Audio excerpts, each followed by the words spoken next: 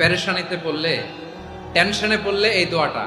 প্রিয় ভাইরা, বিষ্ণু ইসলাম যখন খুব বিপদে পড়তেন, দুশ্চিন্তা ওনাকে ঘিরে ধরতো, উনি পড়তেন ইয়া হাইয়ু ইয়া কাইয়ুম বিরহমাতিকা আস্তাগীথ, ইয়া হাইয়ু ইয়া কাইয়ুম বিরহমাতিকা আস্তাগীথ, ইয়া হাইয়ু ইয়া কাইয়ুম, হে শাশ্বত অবিনশ্বর, হে চিরঞ্জীব, বিরহমাতিকা আস্তাগীথ, তোমার রহমতের উসিলায় তোমার কাছে ফরিয়াদ করি। এটা করতেন।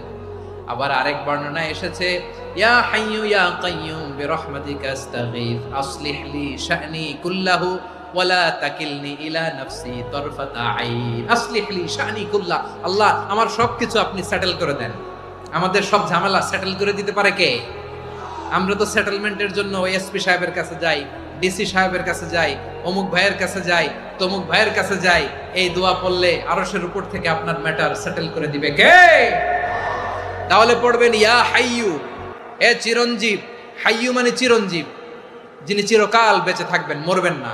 আল্লাহ মরবেন? তার কোনো লয় আছে? ক্ষয় আছে? সূরা রহমানে আল্লাহ বললেন কুল্লু মান আলাইহা ফানি